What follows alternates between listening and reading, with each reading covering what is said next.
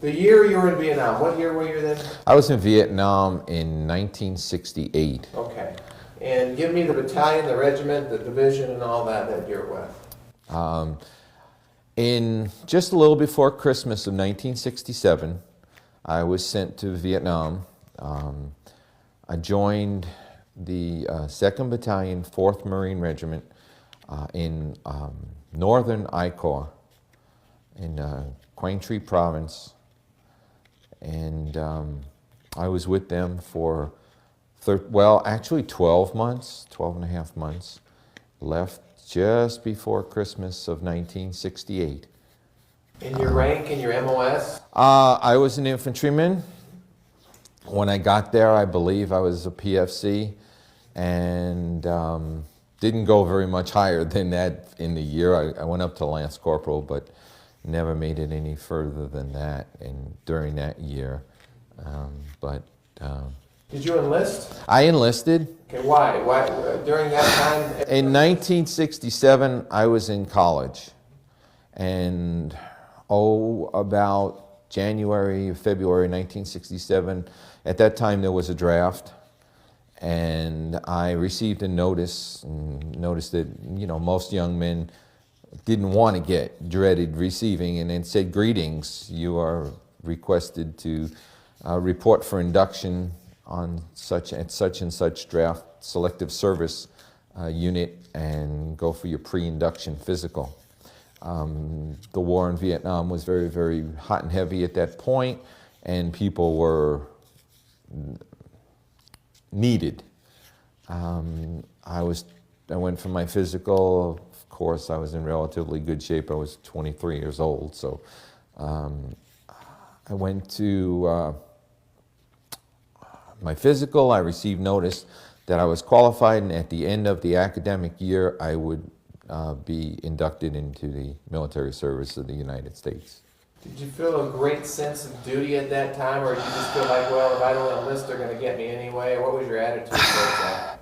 At that point, I kind of had mixed emotions. I had relatives. My dad never served in the military, but I had relatives that did. My dad's brother did. My uncle served in World War II. My mom's brother served in World War II. So I had a limited military background, and I just kind of felt it was inevitable. You could see it on the news every day that the war was going on, very, very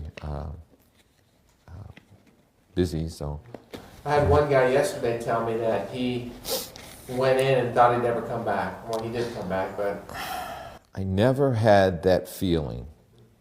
I don't know why, but I always felt that I was going to do all right. So maybe that's why I did. Yeah, that's good. So tell me about Vietnam. I mean, you're trained over here in the States, and you're shipped to Vietnam. Tell me what you remember about actually getting into that country, and what you thought and what you saw. It was initially I got there. We arrived in Da Nang. At the airport, it was kind of a cloudy day, overcast, was not fun, did not, was just, didn't have a lot of experience with military airports, but it was a military airport, and there wasn't a whole lot going on. There was nothing special. Guys were going home. They were kind of like you do. They were laughing at us because we were new boots, new uniforms, new equipment, new everything. And, you know, these guys were all dirty. And usually what happened was, at least in the Marine Corps, you staged at Okinawa. You got some new equipment, you got some new clothing, and then you went on out. And when you returned to Okinawa, where they re-outfitted you with real clothes, because they didn't want you to take your ripped and torn and combat clothes to the real world. So that was kind of a staging point. Da Nang was a staging point. I believe I stayed overnight. It was 40-something years ago, so it's hard to remember. But next morning we boarded airplanes or helicopters. I believe I went on a large helicopter, and with a bunch of guys, and we reported up to the battalion headquarters. You were a rifleman, you said? I was a rifleman.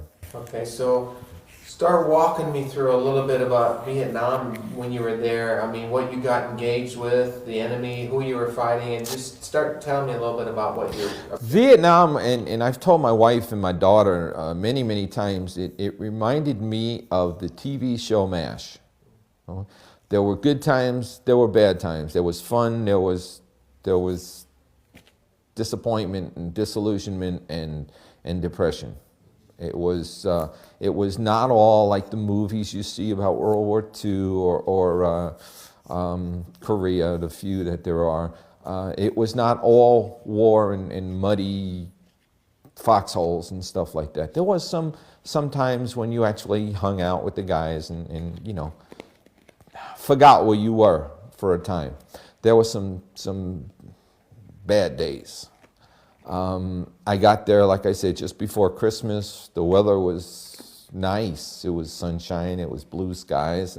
I remember spending Christmas in a foxhole, but it was a beautiful day.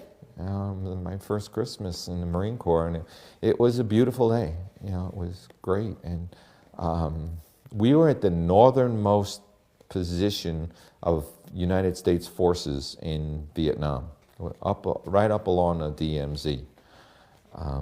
The unit I was with was a line company, a fighting battalion. They fought their way through a whole lot. They had been there since 1965, and they had met a lot of action and a lot of activity. So, Who were we fighting in Vietnam? we fought a lot of people in Vietnam, and I think that was the big problem. You never knew who you were fighting. Where we were, most of what we were fighting were regular North Vietnamese Army personnel. They were very highly trained, they were very highly equipped, they were very skilled. They knew what they were doing. They had been fighting wars in that area for 50 years, so they knew exactly what they were doing. They were very well entrenched. They were good. They were very, very good. We also were fighting locals, guerrilla forces. We spent a lot of time not knowing who, you know, ambushes, stuff like that. You know, you'd go out in the daytime and these people would come in and they'd peddle their wares to you and stuff. They'd be allowed in the base and they would be considered secure personnel, but at night you'd find them on an ambush. And so you really never knew who you were fighting at that point. Can you walk me through a couple of combat experiences, where you were, what your mission was, and if, you know, what happened? Well, you know, as an individual line company peon, you never really knew what you were doing or why you were doing it. You know, they said go, you went. We fought a lot of battles. We were not quite as noted as the guys that were up in Khe Sanh or Quang Tri, although we were further north than them. And one of our major battles, which happened in May, late April, early May, 1968, was during the Major Tet Offensive of 68. We battled elements of the 320th North Vietnamese Regiment. It was probably the largest force of enemy troops that any battalion-sized unit has ever. Nobody's heard about it because, like I said, it wasn't as popular as Quang Tri or Khe Sanh or anything like that. We took a hell of a beating. We gave them a hell of a beating. I lost a lot of good friends. You think about them 40 years later? Yes, yes. Every day. I guess. When you came back home, did you ever feel guilty for living? I mean, for making it? I have had that. I have had those thoughts from time to time, yes. It took me 20 plus years before I could go to a war movie.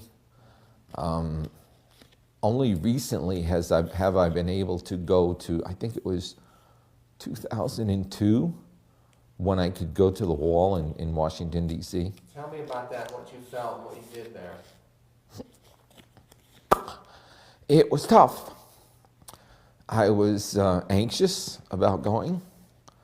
The battalion, the unit that the unit I served with, the 2nd Battalion, 4th Marines, in 1989, I believe, they formed an association. A bunch of guys got together and said, I wonder where everybody is. And formed an association. We have annual reunions throughout the country.